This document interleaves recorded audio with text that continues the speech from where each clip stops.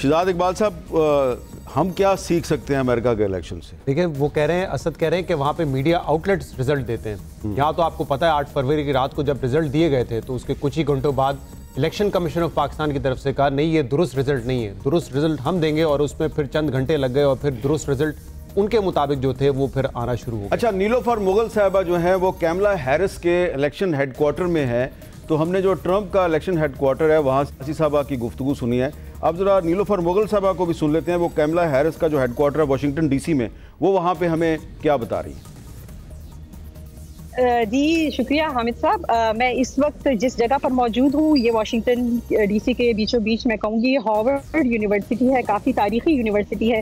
اور جو کاملا ہیرس ہیں انہوں نے ڈیسائیڈ کیا کہ وہ آج رات جو الیکشن کی رات ہے وہ آج اسی کو ہیڈ کوارٹر بنائیں گی اور یہی اپنے سپورٹرز کے ساتھ اپنا ٹائم سپینڈ کریں گی، اور الیکشن کے جو نتائج ہیں وہ براہ راست اسی یونیورسٹی کے لان سے وہ اپنے سپورٹرز کے ساتھ دیکھیں گی. میں جب صبح آ رہی تھی یہاں پر تو کافی راستے جو ہے وہ بند کر دیے گئے ہیں، بیریکیڈز لگا دیے گئے ہیں، سیکیورٹی آ گئی ہے، اور کافی میں دیکھ رہی ہوں کہ پولیس کی جو گاڑیاں ہیں وہ بھی دیکھی جا رہی ہیں.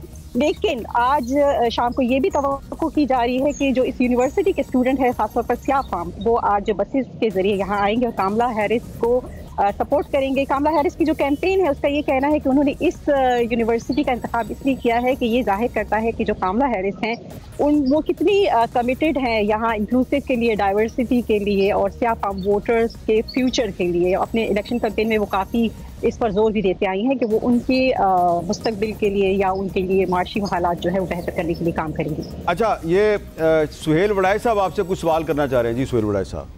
جی میں یہ پوچھنا چاہتا ہوں کہ عام طور پہ تو یہاں یہ تاثر ہے کہ بلیک ووٹ ڈیوائیڈڈ ہے اس دفعہ، تو اس دفعہ کیوں وہ ڈیموکریٹک پارٹی کے ساتھ اس طرح سے نہیں ہے جس طرح ماضی میں ہوتے تھے؟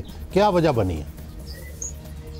ایسا تو کچھ دیکھنے میں نہیں آ رہا. ابھی تک ہم دیکھ رہے ہیں کہ تقریباً 35 ملین کے قریب جو ہے وہ رجسٹرڈ ووٹرز ہیں، اور کاملا ہیرس جو ہیں ان کو اپنے ہر کیمپین میں خاص طور پر سوئنگ سٹیٹس میں ان کے پاس جاتی رہی ہیں، کیمپین میں ان کی جو پرابلمز ہیں ان کو ہائی لائٹ کرتی رہی ہیں. اور خاص طور پر جو سوئنگ سٹیٹ ہے پینسلوینیا میں انہوں نے کہا ہے کہ وہ بلیک ووٹرز جو ہے ان کے خاص طور پر جو مرد ہیں ان کی ہوم لیسنس کے لیے اور ان کی آئندہ جو فیوچر ہے ان کے لیے کام کرتی رہیں گی. ڈیوائیڈڈ کے بارے میں ابھی تک کوئی ڈیٹا ایسا سامنے نہیں آیا ہے. ہاں یہ ہے کہ ان کے جو ایشوز ہیں وہ اس سے زیادہ کنیکٹ کر رہے ہیں، ڈیموکریٹ سے وہ زیادہ کنیکٹ کر رہے ہیں.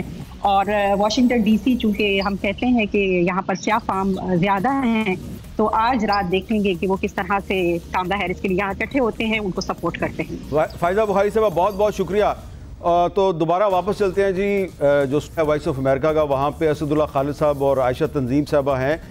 تو اسد اللہ خالد صاحب یہ بتائیے کہ یہ جو ڈونلڈ ٹرمپ صاحب نے ایک بہت بڑا دعویٰ کیا ہے، بہت بڑا کلیم کیا ہے کہ اگر وہ پریزیڈنٹ بن گئے امریکہ کے تو ودن 24 آورز وہ یوکرین کی جنگ بند کروا دیں گے. آپ کو کیا لگتا ہے کہ یہ ریئلسٹک کلیم ہے ان کا یا بس ایک سیاسی نعرہ ہے؟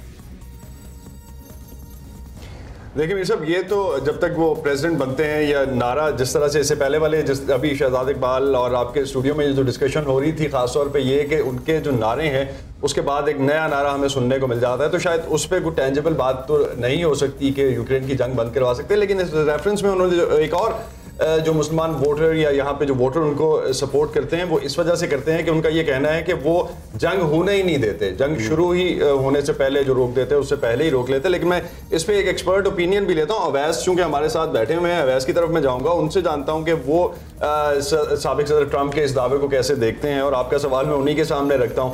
اویس کیا سمجھتے ہیں آپ، جس طرح سے ابھی میر صاحب پوچھ رہے تھے کہ جو ایک دعویٰ ہے سابق صدر ٹرمپ کا کہ 24 گھنٹے میں وہ یوکرین کی جنگ بند کروا دیں گے، کتنا کریڈیبل اور کتنا اس کو ٹینجیبل سمجھ سکتے ہیں آپ؟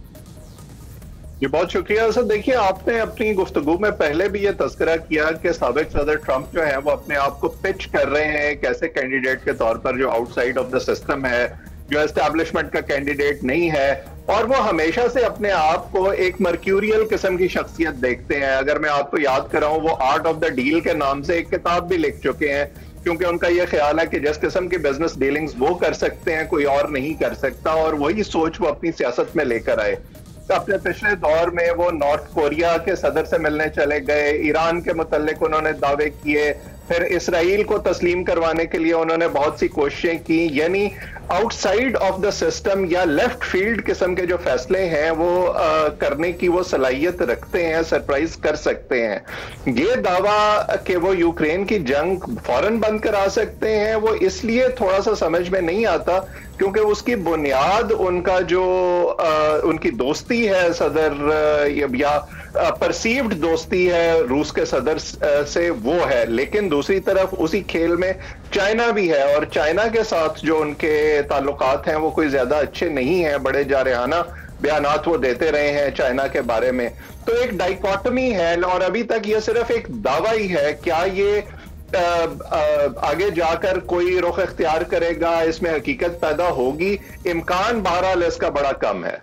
अच्छा आयशा, जिस तरह से अभी अवैस कह रहे थे कि इसका इम्कान कम है, और जो नारों की हम बात कर रहे हैं, मईशत खास तौर पे अगर हम इश्यूज़ की तरफ वापस जाते हैं तो मईशत ने बड़ा की रोल प्ले किया। इसके साथ साथ इमिग्रेशन और अबॉर्शन का हम इससे पहले डिस्कस कर चुके।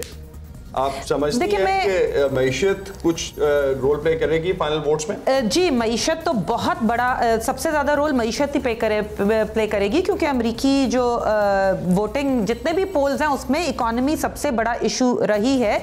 लेकिन हमारे जो पाकिस्तानी ऑडियंस हैं उनके लिए मैं शाहजेब खानजादा साहब से एक सवाल पूछना चाहूँगी कि शाहजेब साहब, चाइना और अमेरिका की एक पाकिस्तान में जो बैलेंसिंग एक्ट है उस पर बहुत बात होती है, तो क्या आपको लगता है कि अगर सदर ट्रंप या कमला हैरिस आई तो क्या फर्क पड़ेगा पाकिस्तान के लिए चाइना और अमेरिका को बैलेंस करने के हवाले से मुल्क में?